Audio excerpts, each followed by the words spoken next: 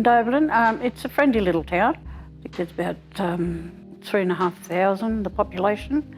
A quarter of the population is Aboriginal. We've got 125, I think, members, and probably 30 of those are in our local homes.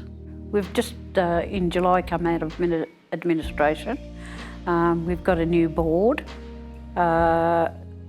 which is a good board. We all work together, seem to get on well.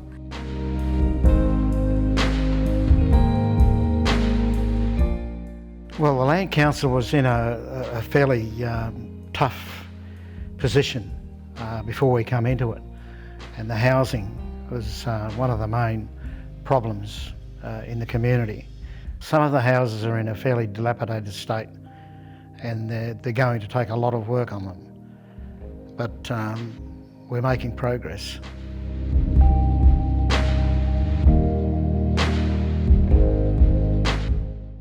I had trouble with the sewage again, and it used to run through into the bathroom, into the hallway. Been reporting it. I used to just go to work and come home and I think, oh God, I've got to go back home to this house. Chuck it in. So, yeah. And I thought, no, I'm not paying rent. So that's what happened to me too. I stopped. Well, I shouldn't have. I should have kept going. And I had a really good example from a young girl in Condobolin who was only on social. She paid rent. The years that she's been on the dole, and I thought to myself, now I ought to be ashamed of myself. This young girl's only on dole, she's living on her own, she's up to date in her rent. Good example. And this is where we went wrong with the rent, because you've got to pay rent for the house to get fixed, and that's where I realised that myself. I thought I've got to be stubborn, got to be very stubborn and get out of that and start paying rent if I want to live, you know, a good life. Because we reared up in a tin shack when we were small, you know, this is luxury to us.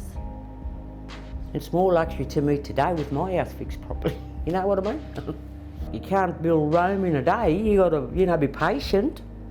All the years that we're living the way we were living, you know, now this is where we've got to have patience for the new board of directors and the Land Council to do their job.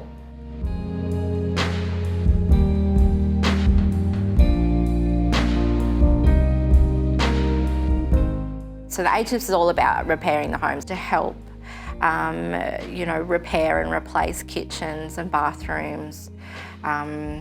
So it's really exciting to see those upgrades of those homes. So the Roads to Home is a program, a funded program for discrete Aboriginal communities.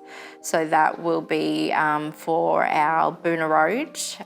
We've got a discrete Aboriginal community that lives out there, as well as our Willow Bend community. We as a board can't do this on our own, and we definitely need active participants to, you know, become members and to join and to be a part of this entire process with us. Because at the end of the day, we're not doing it for ourselves, we're doing it for all of us. And we're doing it for generations to come.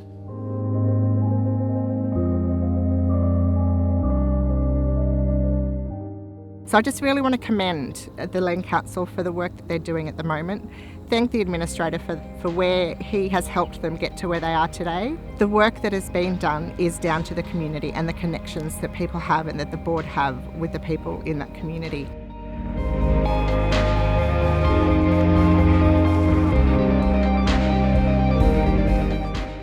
And another main focus for our LALC is site work.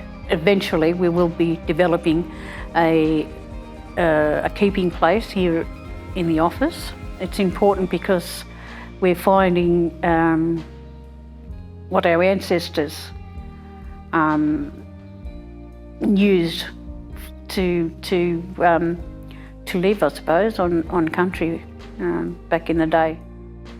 Come in and pop in and have a yarn and support the Land Council in what we're endeavouring to do.